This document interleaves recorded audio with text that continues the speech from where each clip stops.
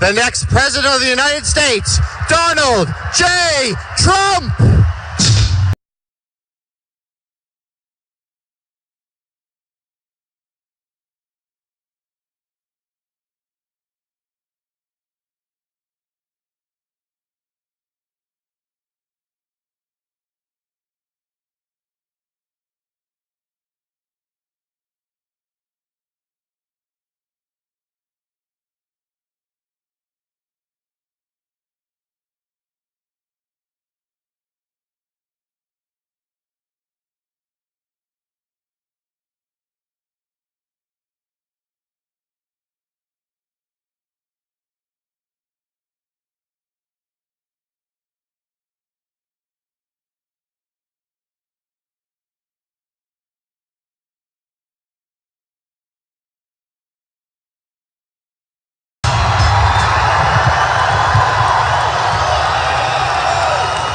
Thank you, everybody. So nice.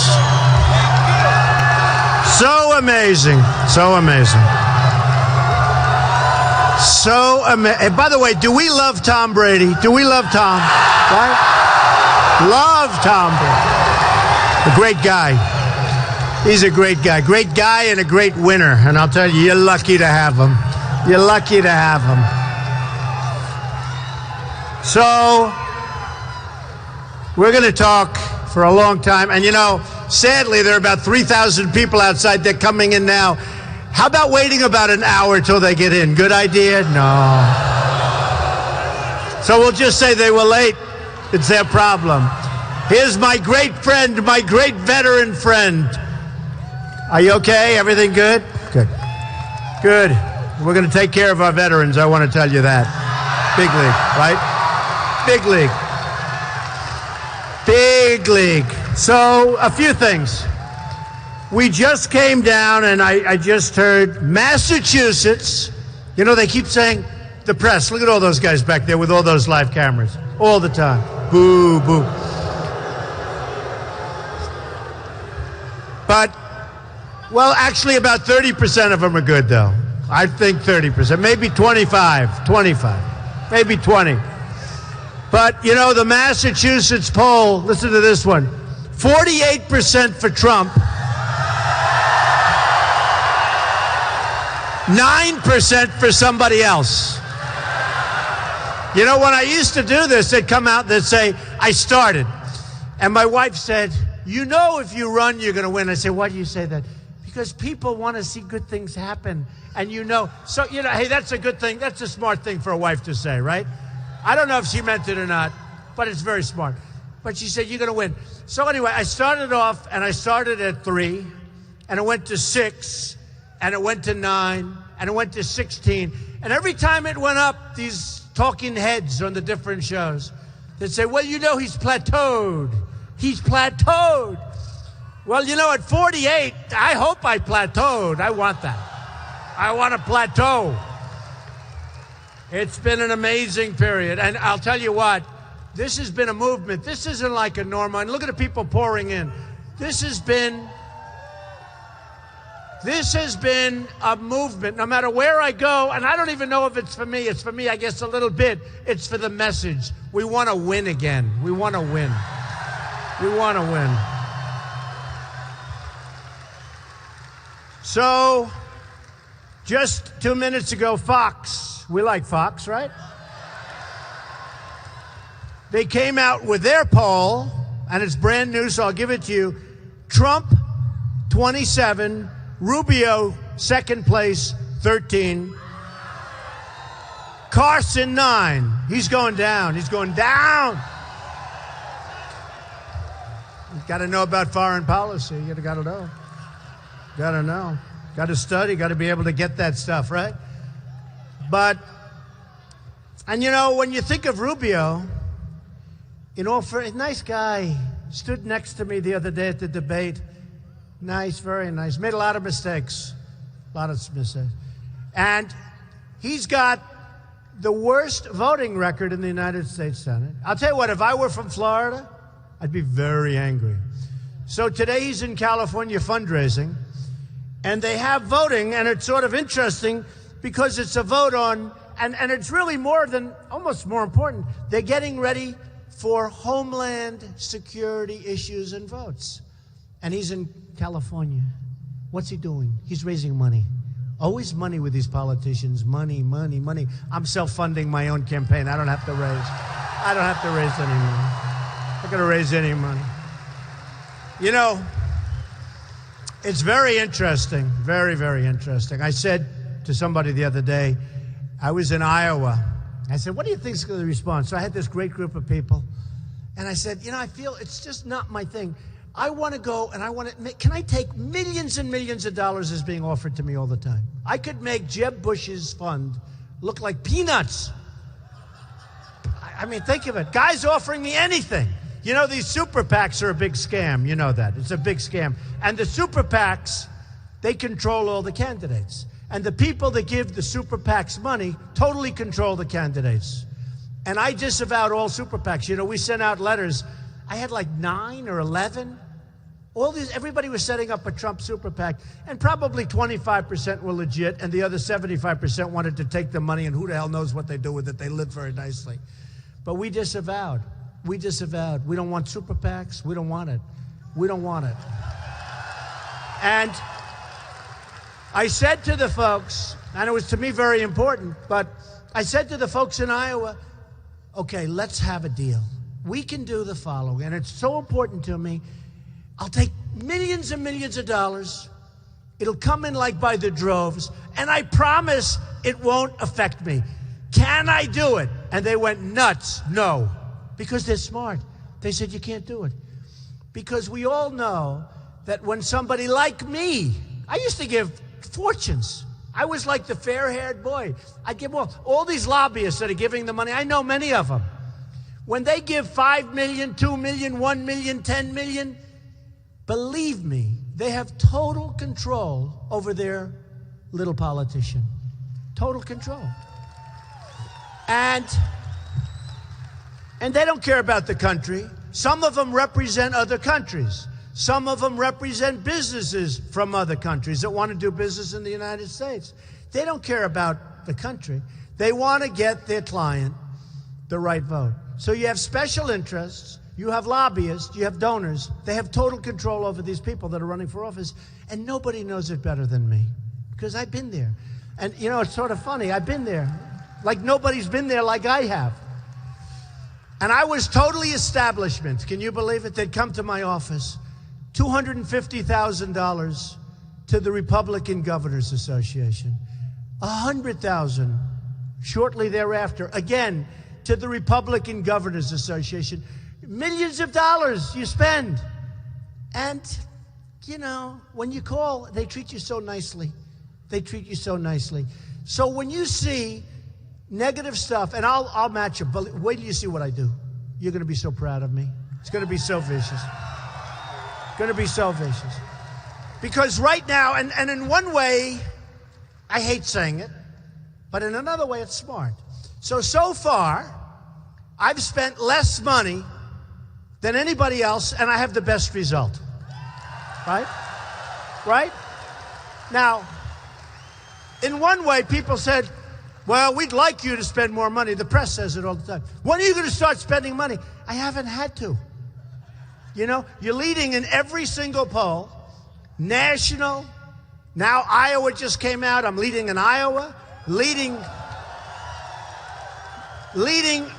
really big in New Hampshire. New Hampshire's unbelievable. Big. Leading in South Carolina, the first 3. Leading in Nevada. Nevada came out today. Leading in Nevada. Leading with Hispanics in Nevada. I've been saying that. I've been saying that. Leading with African Americans at a point at which nobody's ever gotten the numbers, 25%. Somebody said if you got 25% of the African American vote as a Republican, don't forget, I'm a Republican. If you got 25%, the election's over. It's over. And then they came out with polls today, North Carolina, South Carolina, other places against Hillary. We're killing Hillary in all these states. Killing her. Crazy. So let's talk a little bit about our country. We're just going to have fun. And those poor people, by the time we're finished, they're going to be in. They're going to hear probably the final sentence, which will be, "Make America Great Again." Right? That's what it will be. So I was so focused on trade, because thank you, darling. I love you too, darling. Look at her, how beautiful. I love her.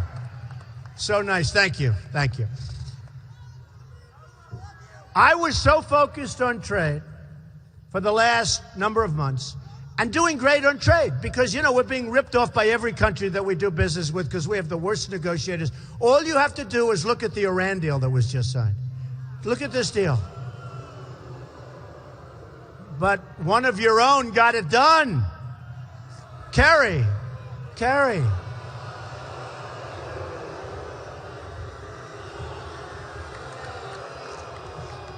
He did not read The Art of the Deal, I can tell you.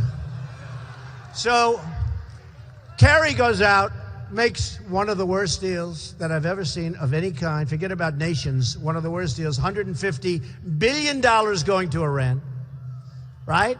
How about the self-policing aspect? Is that good? They're going to self-police. The other form of policing is 24 days, which takes a long time before you even get there. So they have like an infinite number of days before you can inspect. And what about our prisoners? We have 4 prisoners, $150 billion, and we don't get our prisoners back. And they didn't want to do it. Think of it. They didn't want to do it because they said, we don't want to complicate the negotiation. Can you believe this? And all you had to do is say at the beginning, which, by the way, this thing has taken forever. You say at the beginning, we want our prisoners back before we start. We want them back.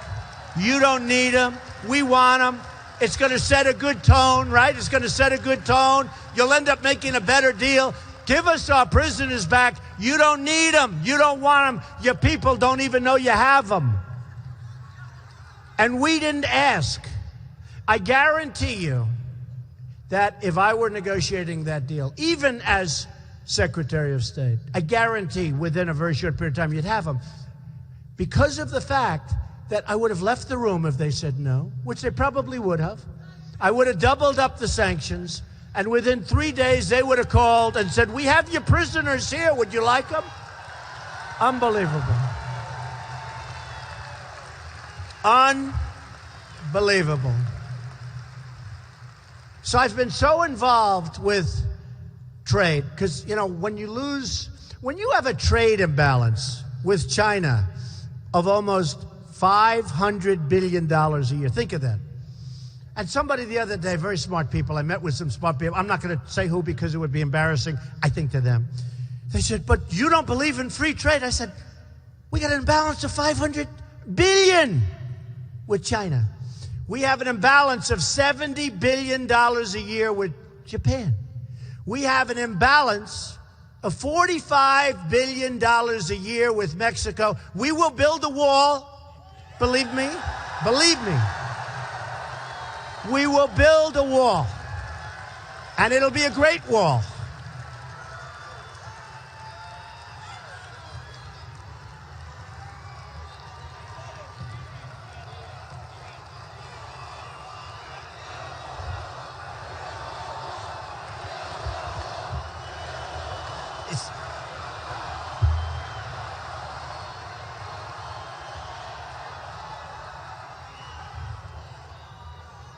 You know, I've been talking about the wall for a long time. We're going to build it. It's going to be really a real wall. It's going to be a wall that's going to be way up there. Wow. It's going to be strong. It's going to be powerful. It's going to look good. As good as a wall can look. And it's going to be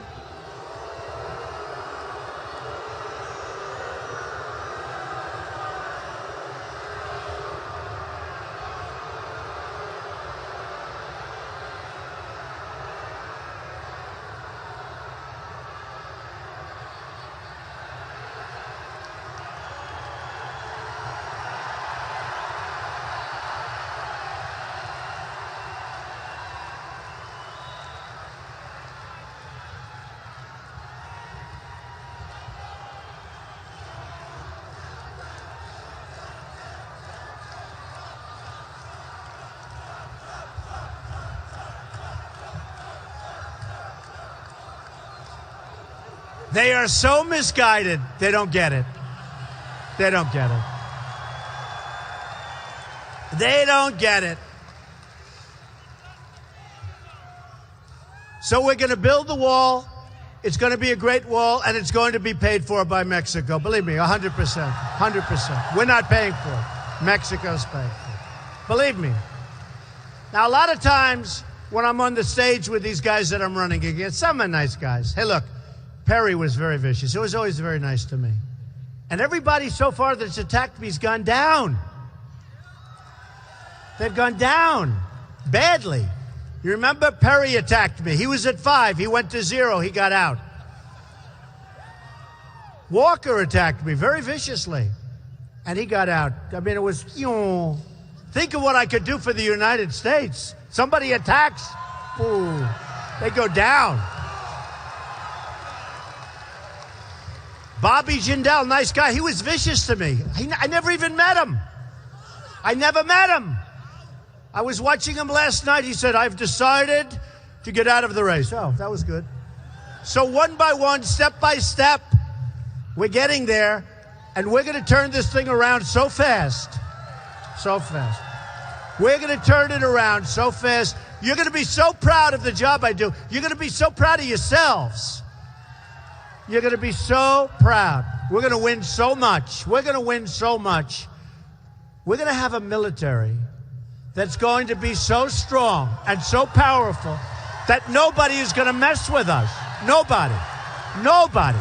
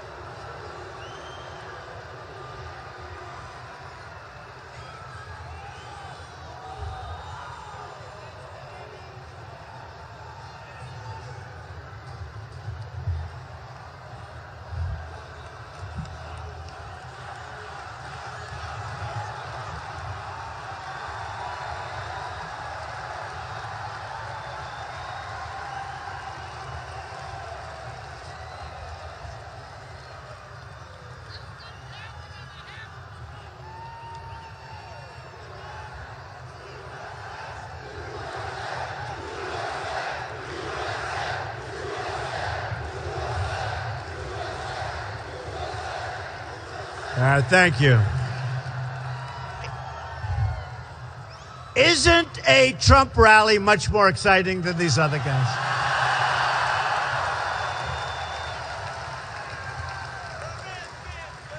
And that kind of stuff only adds to the excitement, I tell you. It's just incredible. You know, what's happening, though, no matter where I go, I mean, it's incredible. We went the other night. No matter where we go, who, what? Oh, you can't hear? Get over here. That's terrible. That's terrible. You have lousy seats up there. You have a lousy location. In real estate, he'd go bust. Good guy, though. No, he's fine. He's good. He's good. He just can't hear. He just can't hear. Are you okay? Okay. I understand. So, and they're still coming in over there, so it's a little bit of a problem. So, all over the country, this is what's happening. This is unique, you think. But we go to Mobile, Alabama, we have 35,000 people. We go to the Mavericks Arena, right? In Dallas, you saw that. 20,000 people. We had 4 days to fill it up. It filled up almost like in the first day. No matter where We went to Oklahoma. We had over 20,000 people. Every place in New Hampshire is packed. You know that. Where we have extra rooms set aside. It's absolutely, it's so beautiful to see. And what it is it's love in the room. It's like love. Now we'll have a couple of people that don't have so much love. That's okay. But it's love. I'll tell you truthfully, it's love in the room. So here's what we're doing. I've been talking very, very much and very strongly about trade. When I announced, it took a lot of courage to announce. I mean, you know, I've always read where if you're a very successful person, you can't run for president. You just can't. I've always heard that because you get treated very badly and very unfairly, and I understand that. So we get people that aren't successful running for president. That's not good. Because that's not the mentality we need to get rid of our debt. It's not the mentality we need to make great trade deals. It's not the mentality we need. So who the hell knows what's going to happen? But, I mean, whatever it is, I'm so proud of the fact that I've done it because it has. You remember the famous escalator scene where I come down Melania waving very gently. I'm waving like a madman. And the press was down there. And I announced that I'm going to run in New York City at Trump Tower. I announced that I'm running for president. And in there, I talked about illegal immigration, that it's a tremendous problem in this country. And did I get hit so hard by the press? And you wouldn't even be talking about immigration and illegal immigration, I believe, if I didn't bring it up. It wouldn't be a big subject. It would not be a big subject. And it turned out to be the biggest subject. And then you have in San Francisco, beautiful Kate gets shot in the back by an illegal immigrant who's crossed the border at least 5 times and probably many more times. You have Jamil, a wonderful young man, going to college on a football scholarship already, and he gets shot in the face by a guy that just walked up to him and shot him in the face in front of his home. His father's a friend of mine. He said his life is over. His son, the apple of his eye, the most beautiful young guy, and he's dead, viciously killed for no reason. Illegal immigrant. You had a woman, actually you had a veteran, 66-year-old woman, raped, sodomized, and killed 4 weeks ago in Los Angeles. And you have hundreds and thousands of other incidents. Terrible. They're taking jobs. But more importantly, I want people to come into the country, but they have to come in legally. They have to come in through the system. They have to come in through the system.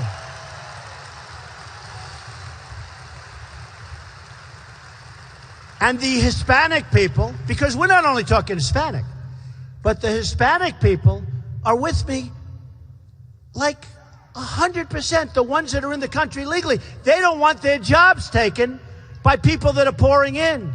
And Obama, we just had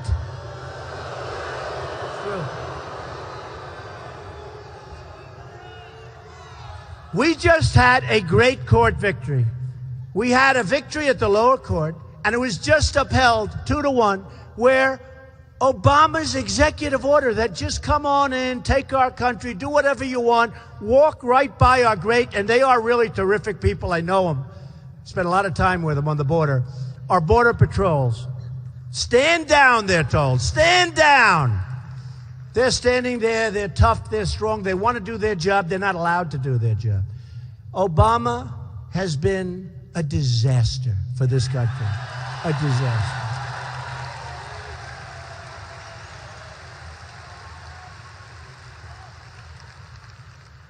And unless we get going, and unless we get smart, we're not going to have a country. You need borders to have a country. Now what's happened, you need borders. You need borders.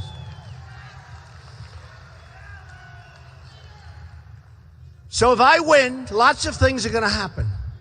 Lots of things are going to happen.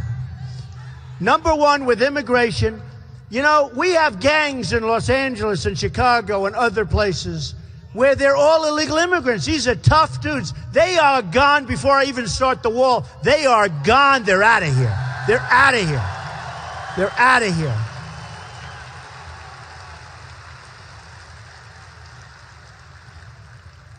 And I will tell you, we have some people in this country not supposed to be here. We're not putting them in our prison so that we can take care of them for the next 45 years. We're bringing them back where they came. They're never coming back in, and let their country take care of them because we're not paying the bill.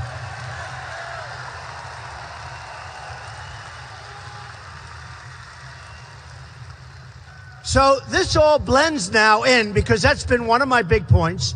I think trade maybe is my biggest point because I'm so tired of seeing our country lose the jobs, lose the money, lose the base, lose everything. But right now, because of what's happening and because of what happened in Paris, I mean, think of this. Think of this. Nobody wants to say it. I'm the only one that says it. I tell the truth. You know why I tell the truth? Because, hey, if it doesn't work, it's okay. I loved my life. I'm doing something I just feel it's important. I was asked today, why are you doing it? I'm not doing it for myself. I had a really nice life. I'm going around from place to place to place. But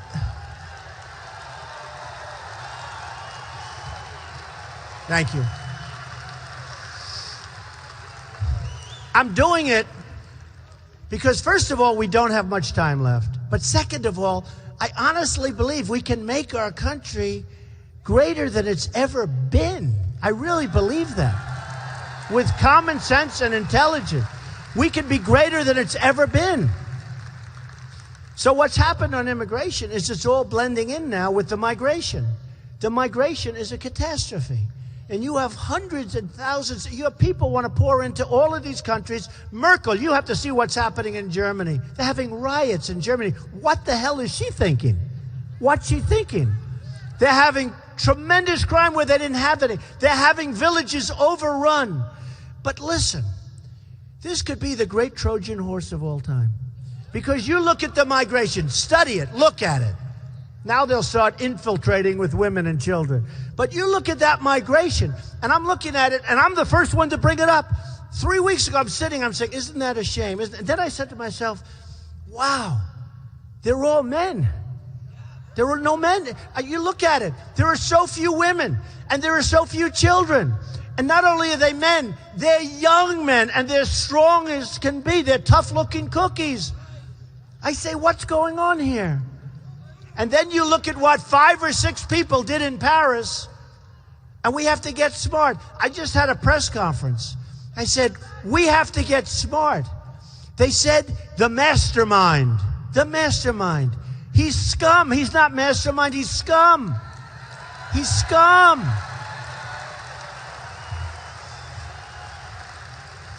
The press plays right into their hands.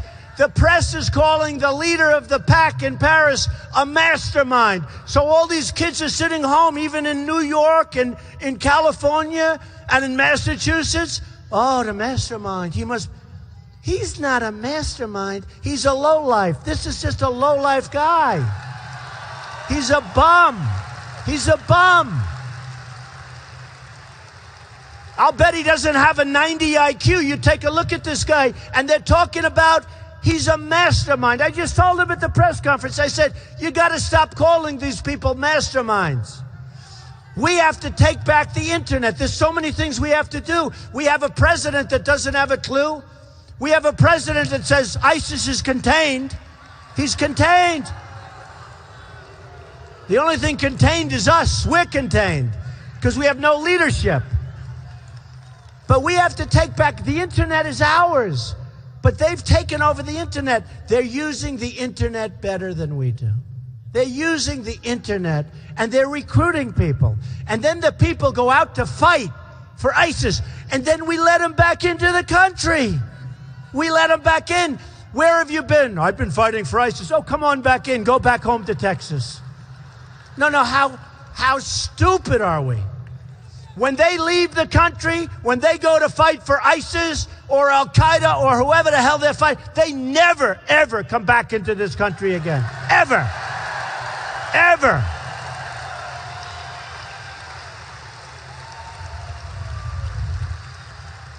But we've got to take back the internet because they are taking people They're literally brainwashing people. They're brainwashing our youth. And they're getting it to say like, oh, this is what they want to do. We can't let that happen. We have innocent youth, and they're misguided, and they're brought along. But then they hear the press talking about these people like Robin Hood. We can't allow the press to do that. We can't allow it to happen. We have to take back our country. We have to take back our intelligence. We have to take back the internet. We can't let this happen.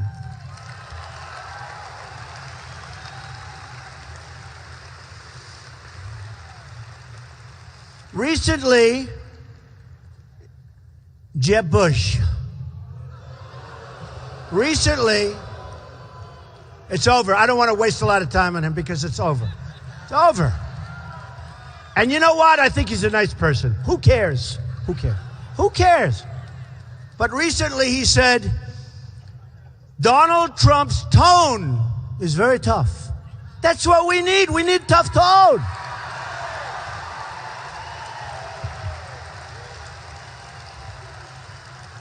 And I say it, we have people in the Middle East and all over having their heads cut off. James Foley, who I think was an amazing guy, I got to know his parents. They're incredible people. Their son's head was cut off. That was the beginning. They're chopping off heads. You're a Christian, they chop off your head. They chop off heads of everybody. They drown them in cages. We haven't had anything. This has never happened. Maybe the Middle Ages. Maybe medieval times. You used to read about it. You know, you used to read about medieval times. There's never been anything like this. I said, don't go into Iraq. I was right. I said, now we got to go and we got to knock the shit out of these people. We got to do it. We've got to do it.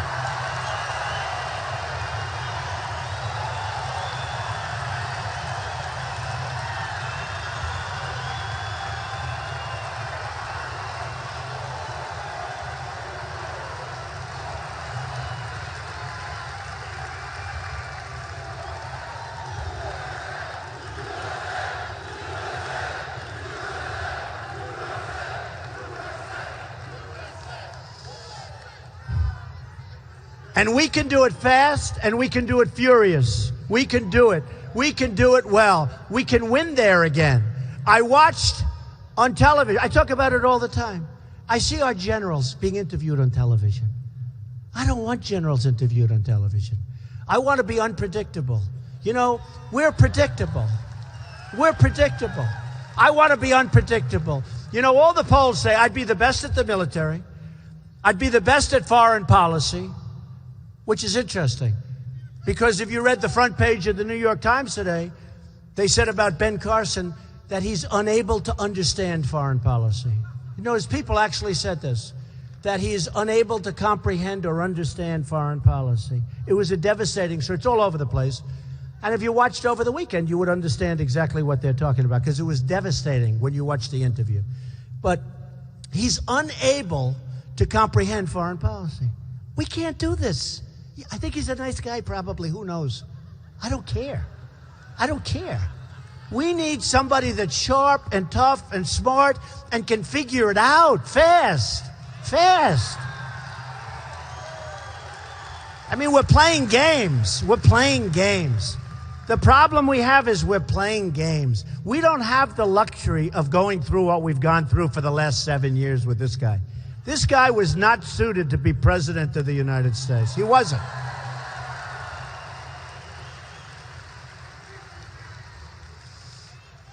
I mean, I talked about Ben the other day, and I talked about his book. Somebody said, no, you're too tough. So I'll do it very quickly. Because I went in Iowa, I talked for 15 minutes. They said, oh, that was too tough. It's not a question of being tough. He wrote a book. He said he's got pathological disease. Okay. That's a problem to me. Problem. He said he hit or tried to hit his mother over the head with a hammer. I didn't. Me? Mary McLeod? No way. I didn't. He said he tried to stab somebody, hit the belt buckle. No belt buckle stopping, because they're going to twist and turn and slide, and it's going in.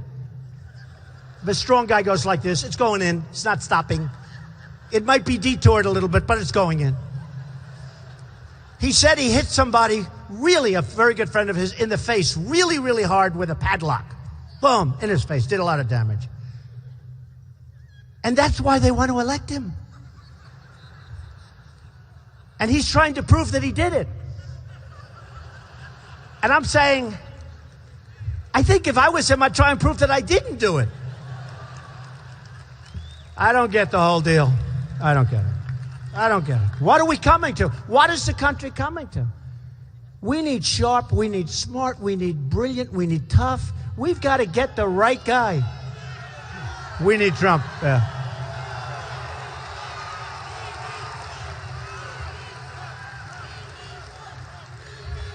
Thank you.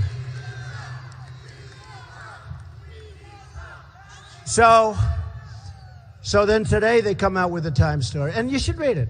And by the way, Times and many other papers, not just the Times. It was the Times, I would say, don't believe it, maybe. But it's many papers talking about he cannot comprehend what's going on. That's bad. That's real bad. Can you imagine that if somebody goes in office and then you realize that he really cannot figure it out? We got a problem. Yeah, we have Obama. That's right. He's never figured it out.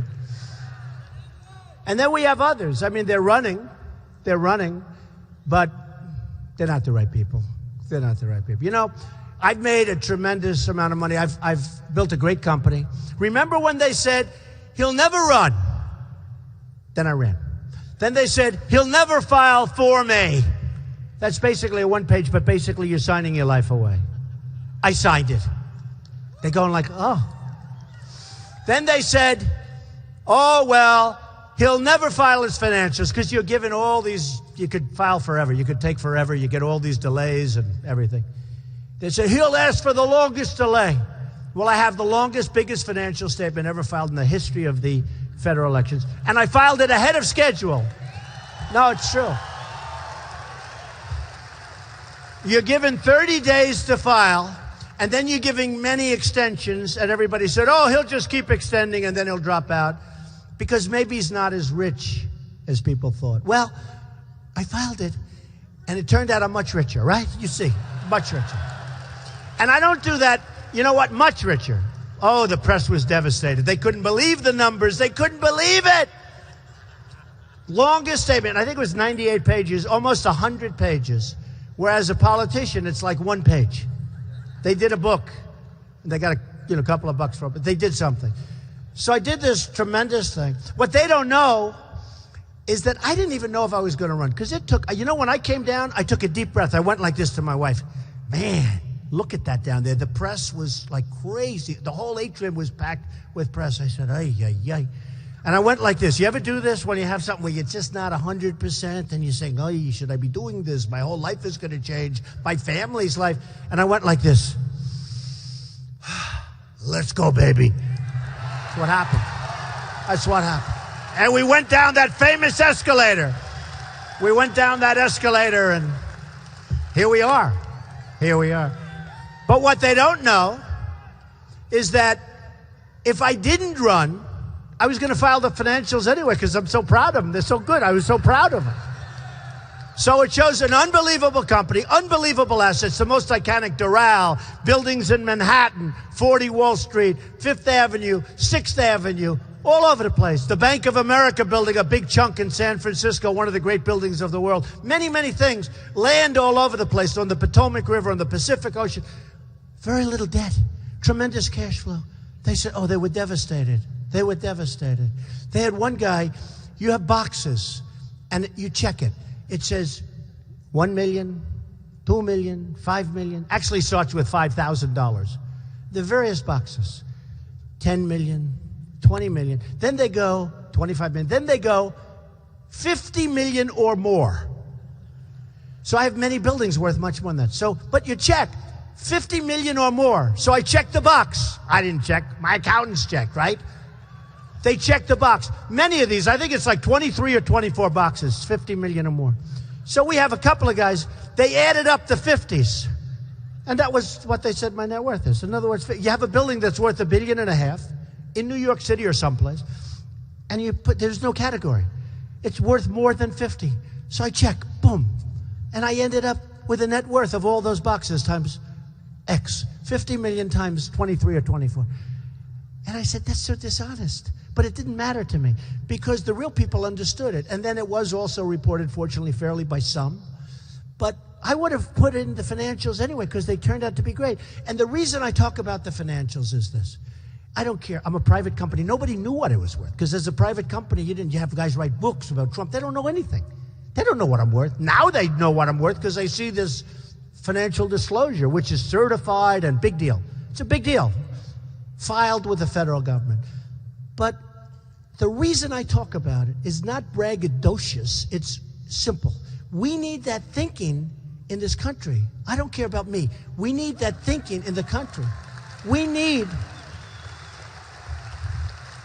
somebody that's not going to allow an Iran deal to be made. We need somebody that's a negotiator. I did write The Art of the Deal, but forget that. We need somebody that's... Carl Icahn, the great businessman, endorsed me the other day.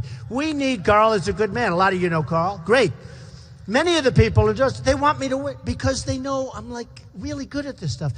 And we need... And I talk to you this way. I talk to you this way because that's the mentality, whether I'm nice or not. I think I'm nice, actually. But whether I am or not, we've got to take our country back. We've got to turn our country around. We need that kind of thinking, whatever that thinking is. Whatever that thinking is, we need it. We can't give. I mean, our deal, I use it all the time. It's not a financial deal, although you could say it's even financial. But we can't get Sergeant Bergdahl, a dirty, rotten traitor, and give them 5 of the greatest killers on earth that they've been after for 9 years. But that's the deal. So we get Bergdahl, a traitor, and we knew he was a traitor, and 6 people, 6 young, great people were killed going after this bum. 6 people. Now, in the old days, there's my man, stand up. What do we do with Sergeant Bergdahl 50 years ago? That's right. Boom. Boom. A great veteran. Boom. He's gone. He's gone. 6 people killed looking for Bergdahl. And we give 5 people to get him back. And we knew that he was a traitor because they had a general and a colonel go and interview all of the soldiers that he dealt with and that he was with. They said he deserted. So they knew. You know, it's one thing, they made a mistake. But they knew. We can't do things like that anymore. And by the way, on Bergdahl, I see the other day, no time. They don't want to give him any time. They're letting him out. They're not going to not only not shoot him, they let him out. They say, well, he's been through a lot. Oh, yeah, he's been through a lot. 6 young, great people died looking for him. And he's recommended to get nothing, 0. And we can't let that happen anymore. So when I talk about myself, because I've had an amazing life. I mean, I've had a successful life. The Apprentice became one of the great shows on television. I left The Apprentice. I left so much. You know, it's funny.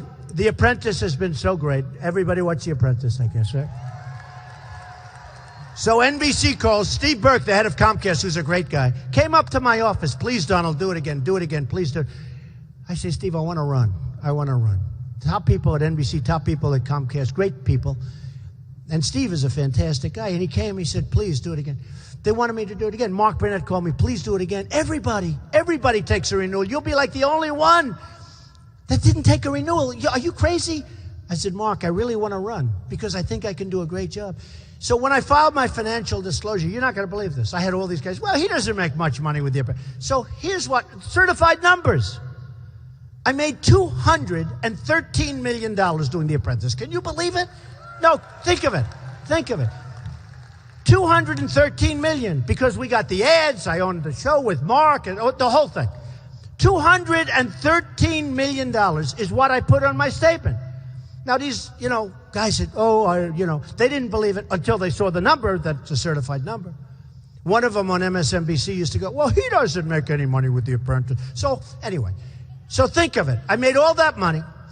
They want to extend for 28 shows. And I say, no, I'm not going to do it. And that's the least of it. So I give up a lot. You know, these guys, these politicians don't give up anything. They run, they lose, they win, they run, they keep running. That's all they do. They run, they talk.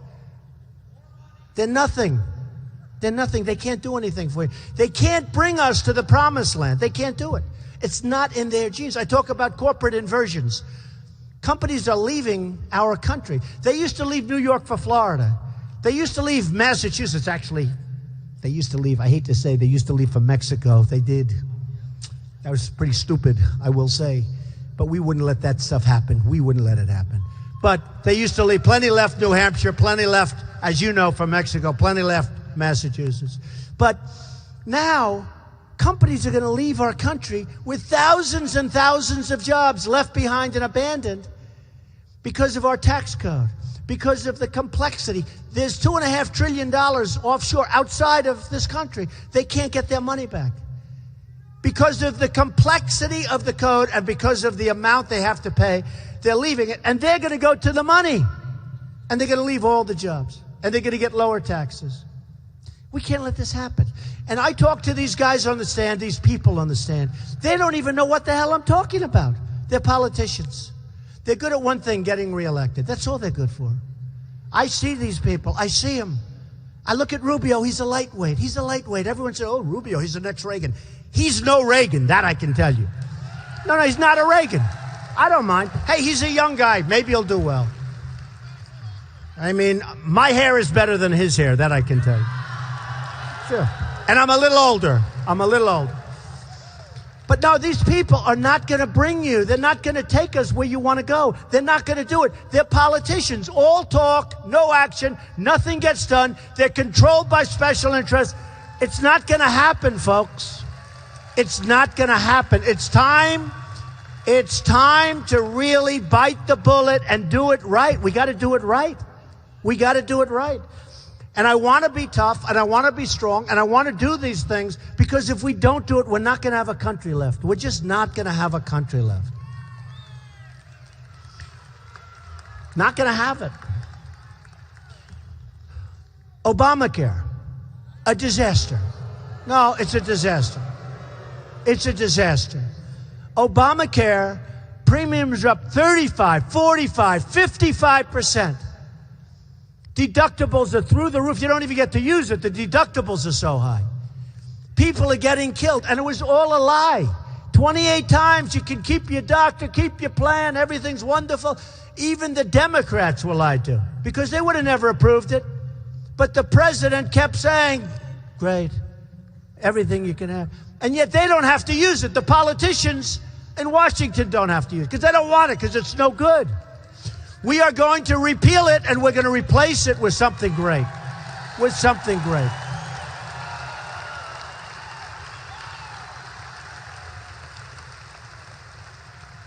So sad. So sad. When you look at it, when you see that, remember the website? Everyone forgets it now. You know, the one problem in politics, it's got like a 2-week life. Everybody forgets how bad. Remember the website? $5 billion website that didn't work? Still doesn't work. A $5 billion website. Those days are gone. Those days are gone. I would have gotten Microsoft. I would have gotten somebody. I would have gotten Yahoo. I would have gotten I could have gotten 10 different companies that are the best in the world. They would have done it for nothing. They would have been so honored to do it. We spend hundreds and hundreds and hundreds of millions of dollars doing a website that doesn't work. And everybody now forgets it. Obamacare has to be repealed. You know, in 2017, it's going to cost our country an absolute fortune. It's going to be useless as far as you're concerned. The deductibles will be so high, you're not going to be able to use it. And the cost is going to be prohibitive. So they're already saying they have to go back to Congress in 2017 to redo it, to change it. We're going to get rid of it. We're going to get something good. You know who made the money with Obamacare? Other than the fact that the people that designed the websites were very close to you know who, right? You know that. But you know who made the money with Obamacare? The insurance companies. They gave a tremendous amount of money to Obama. The insurance companies have made a fortune with Obamacare. Take a look at them. Take a look at these insurance companies. They're raking in billions of dollars with Obamacare, and nobody even knows it. So we're going to get rid of it. We're going to come up with a plan that's so good. There's so many ideas, so many plans, and it's going to be good. And you're going to have your doctor, and you're going to have your plan. You're going to have what you want. So the other day, I was watching the Democrat. It's actually the Democrat debate. You know, they call it the Democratic debate because it sounds better. It's not really it's called the Democrat debate. And I watched Hillary, who doesn't have the strength or the stamina to be president. I can tell you, doesn't have this. No, doesn't have it. She doesn't have the strength or the stamina. We need very strong right now. She's exhausted, folks. She's exhausted.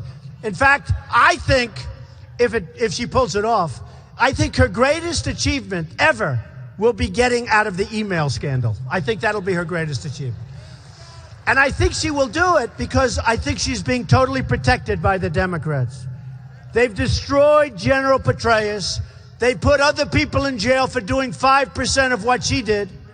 And I think that she's going to get a free pass. I think the Democrats are protecting her because they think you can't vote for Bernie. Did you hear that? The Paris attacks were caused by, did you hear this one? The Paris attacks were caused, according to Bernie Sanders, they were caused by global warming. And the other guy, he shouldn't even be on the stage. He was the mayor of Baltimore. He did a great job, okay? So we have issues. We have 93 million people out of the labor force. Think of it. When you hear 5.2%, forget it. When you add the real numbers, you probably have a 25% unemployment. And I'll tell you, this place is packed. People are still coming in. Oh, those poor people, they're gonna be so angry when I finish and they're still coming in. Ay, ay, ay. People, can you believe people are still coming in? Let's give them a hand. Give those people a hand. We love those people. They're going to say, how did Mr. Trump do tonight? How was the speech? They're going to say, I don't know, we never got in. So we have 93 million people out of the labor force. We have 50 million people in poverty. We have 43 million, and now it's actually going to be probably closer to 50 million people on food stamps. And I'll tell you what, if we had a real, hello.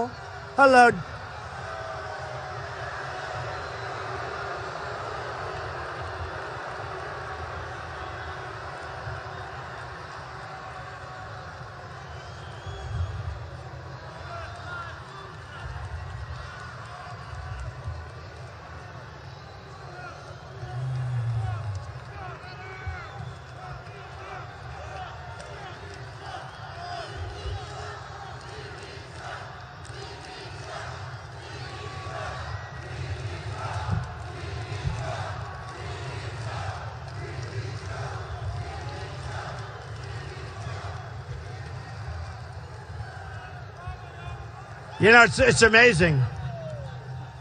I mentioned food stamps, and that guy who's seriously overweight went crazy. He went crazy. Amazing. Amazing.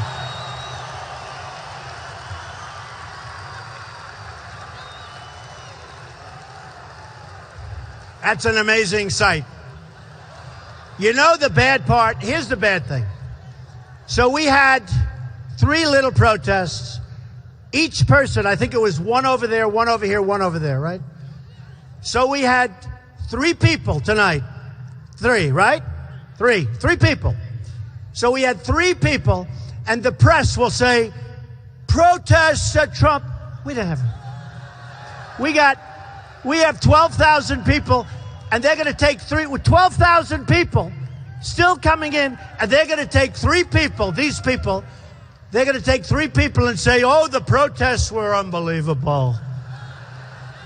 Unbelievable. You know, it's like Saturday Night Live. Anybody see Saturday Night Live? Yeah. It was good. Well, I heard about the protests. And I said, oh, this is going to be tough. This is going to be tough. So I had sent one of my guys out, and I heard every newscast, there will be major protests tonight in front of NBC at Rockefeller Center. The protests will be unbelievable. I said, you know, we better go in through a side door. This is going to be rough tonight. This is going to be rough. So we looked, and there were like 20 people outside. I sent my guy. I said, go check it again. You must be wrong. Comes back. He said 21 people total. He found one. Then just before I went on, I said, go check it again. There was nobody. You know why? They went home to watch Saturday Night Live. Is it crazy? Crazy. But the press was reporting massive protests against Trump. It's really horrible. It's really, really horrible.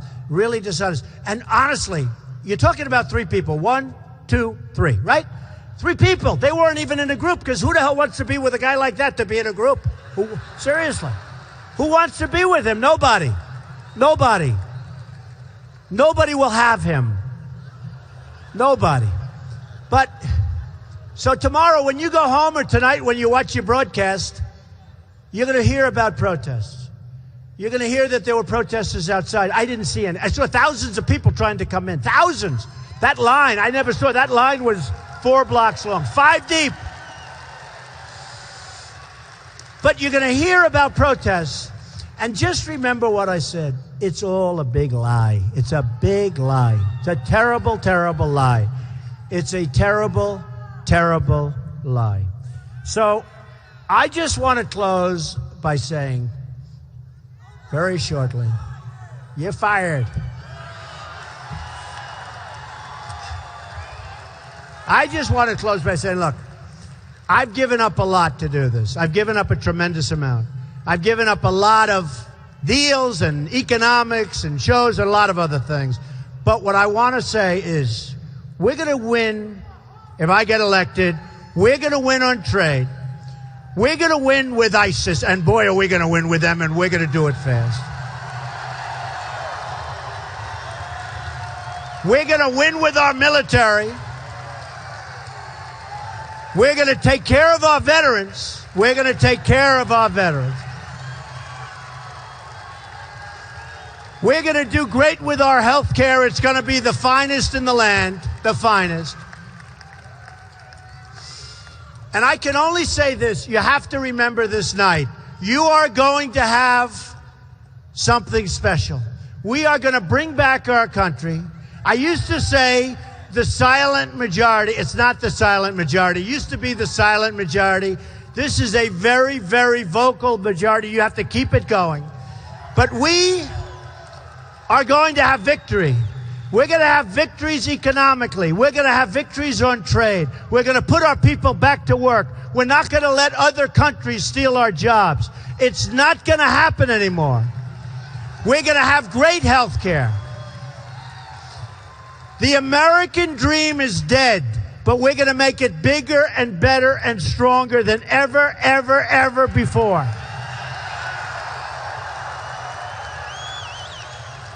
And we're going to make America great again. I love you. I love you. I love you. Thank you. Thank you. Thank you. Thank you, everybody. I love you very much. Thank you.